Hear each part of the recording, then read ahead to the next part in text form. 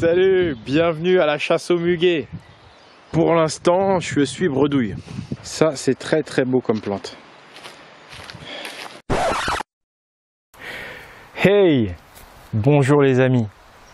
Cette fameuse tradition du muguet du 1er mai, figurez-vous en fait que j'ai découvert seulement là, tout récemment, que c'était un élément culturel celtique odinique. En fait, c'est carrément lié à la fête païenne de Beltane qui a lieu le 1er mai.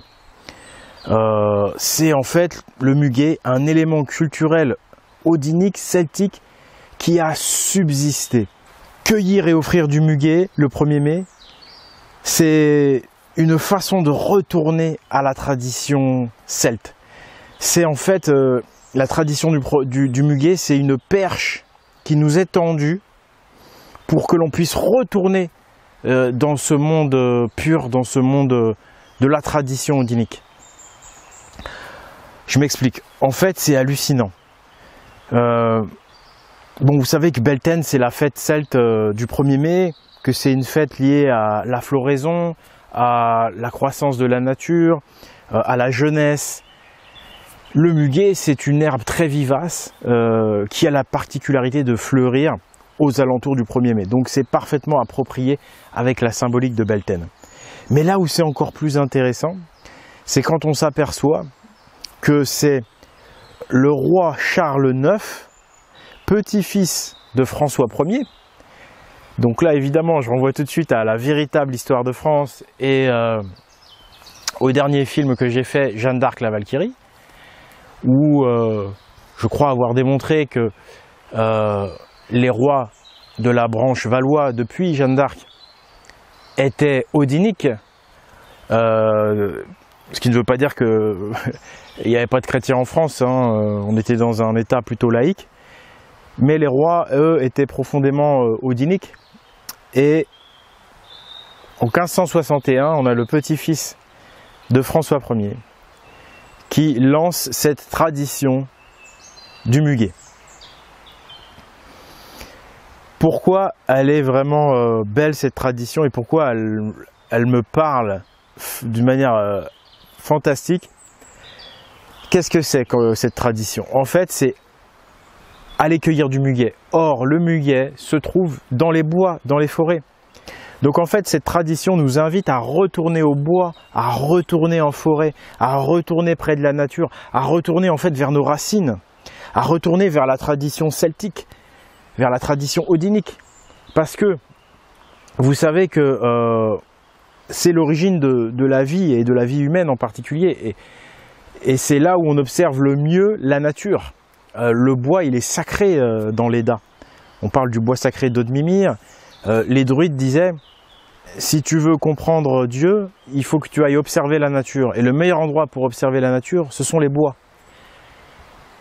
C'est les meilleures leçons qu'on puisse avoir par rapport à la vie. Et de toute façon, la nature et la forêt, c'est le reflet du divin. Donc si tu veux te rapprocher de Dieu pour être au plus près du divin, des dieux et des déesses, il faut être dans un bois, dans une forêt, et non pas dans une église. D'ailleurs, par rapport au côté sacré et divin du bois, de la tradition celtodinique, c'est pour ça que toutes les cathédrales gothiques et toutes les églises païennes, en fait, figuraient toujours la forêt. Hein, je vous rappelle que Notre-Dame de Paris, sa charpente s'appelait la forêt, que la flèche, ça symbolise l'arbre sacré, l'arbre central, qu'elle est faite en bois, que cette verticalité, ces colonnes, avec ces ornementations végétales, pareil, ça symbolise à chaque fois l'arbre, ça symbolise des arbres et la forêt. Et dans la tradition de Beltane, on retrouve l'arbre de mai, qui est une tradition géniale. On retrouve aussi la reine de mai, plein de choses. Mais pour revenir donc à mon petit muguet, je trouve ça vraiment magique parce que je ne crois pas avoir lu ça dans des articles sur Beltane, et Dieu sait qu'il y en a beaucoup. En fait, j'ai eu cette petite intuition récemment et je me suis dit, mais il doit forcément... J'avais jamais rapproché, je vous l'avoue, hein, c'est la première année où je fais le rapprochement entre Beltane et le muguet. Et j'ai dit, tiens, mais attends, il doit y avoir un truc, le muguet c'est quand même le 1er mai et tout. Et puis ça me parle quoi. Et carrément. Et de voir que c'est le roi odinique Charles IX, donc petit-fils de François Ier, qui a une période historique où la tradition odinique est en train de se perdre, où le christianisme fait la guerre religieuse.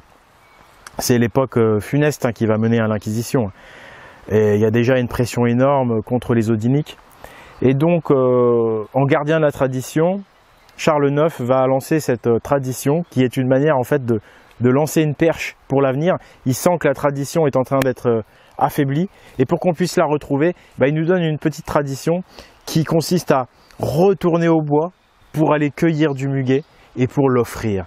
Ça veut dire les amis, et vous en particulier, et moi aussi, nous, ce que ça veut dire, on doit cueillir du muguet, on doit offrir du muguet, ça veut dire on doit retourner au bois, c'est-à-dire on doit retrouver nos racines, notre tradition, et on doit l'offrir, on doit la transmettre, la partager. Donc j'ai envie de vous dire, partagez la vidéo, ça tombe bien, mais enfin ça me paraît tellement évident. Et donc en plus le muguet est une plante, comme je disais, gage de biodiversité, gage d'une stabilité du bois. Vous pouvez le trouver aussi en lisière de bois ou dans des coins ombragés. Et c'est une herbe, hein, c'est pas une fleur typique, mais c'est une herbe qui a la capacité de, enfin qui devient une fleur, qui a une floraison.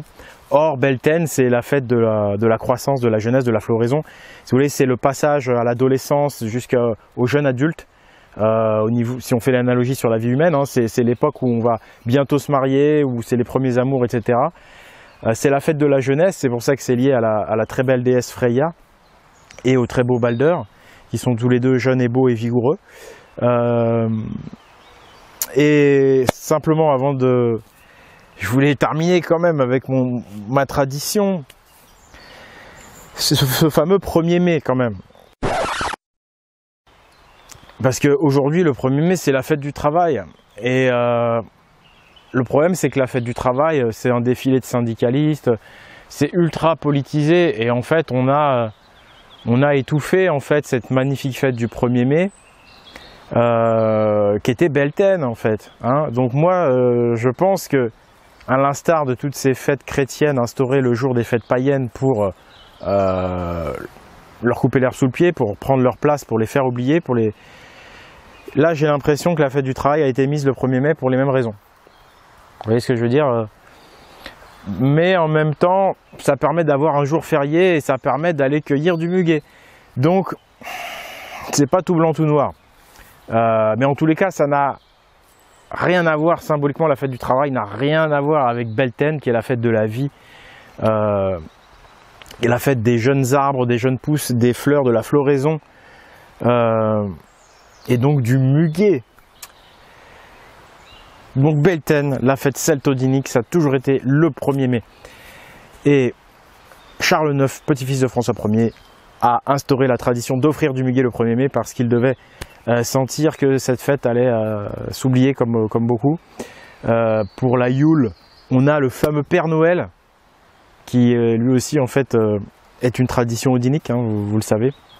Et donc là, le muguet aussi, pour Beltane, c'est génial. C'est des perches qui nous sont tendues par nos ancêtres pour qu'on retrouve la tradition, quoi. Donc retournez au bois, chercher du muguet pour l'offrir ensuite à ceux que vous aimez, que vous appréciez. Ça, c'est notre taf, les amis, par rapport à cette fameuse fête de Beltane, pour la fêter convenablement.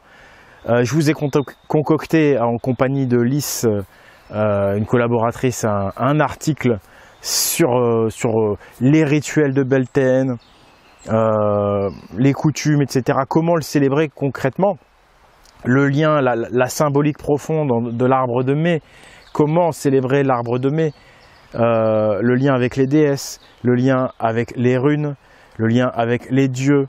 Tout ça, c'est sur espritviking.com, un article donc exprès. C'est surtout l'arbre de mai qui est vraiment central. Après, du coup, ce muguet, hein, qui est en fait une perche, une amorce de la fête, un appel à célébrer Beltane. Et bien derrière Beltane, ce qui est au centre, c'est l'arbre, le fameux arbre de vie, le fameux arbre sacré. Les hommes vont s'en occuper, ils vont aller couper un jeune arbre, ils vont le planter, en faire un mât, et en haut on va mettre une couronne de fleurs, puisque c'est la fête des fleurs, c'est la fête de Freya, de la féminité des jeunes filles, des jeunes femmes, et puis de toutes les femmes en fait, qui sont invitées à se faire belles, mais surtout avec des couronnes de fleurs. Et puis ensuite, on va accrocher en haut de l'arbre des rubans et on va danser autour de l'arbre. Chaque ruban, c'est un lien qu'on a personnellement avec l'arbre, donc avec en fait la communauté, avec la tradition, avec la vie aussi. Et on va enrouler les rubans autour de l'arbre pour faire un tissage. Donc ce sont exclusivement les femmes et les enfants qui dansent autour de l'arbre et qui vont venir tisser autour de l'arbre. Donc ça, c'est un clin d'œil évident aux 3 tisseuses, aux 3 nornes de l'Eda, de la tradition odinique. Et c'est une façon, voilà, de nous relier et de conscientiser les liens, de conscientiser le fait qu'on est tous liés et qu'on doit en tout cas se lier autour de cet arbre et qu'on doit tous ensemble créer consciemment avec quand même un cadre. Parce que pour créer un tissage, quelque chose, il faut quand même, et pour cette danse, il faut une certaine discipline. C'est pour montrer qu'à plusieurs, on peut créer. C'est là qu'on devient créatif. Voilà, bon là je vous ai fait un topo très vulgarisé. Vous allez voir que c'est beaucoup plus complexe ça, cette fête de Beltane. Donc je vous invite à aller sur espritviking.com. Je vous invite évidemment à partager cette vidéo, à transmettre la tradition, à offrir du muguet, à vous abonner, etc. Si ce n'est pas déjà fait.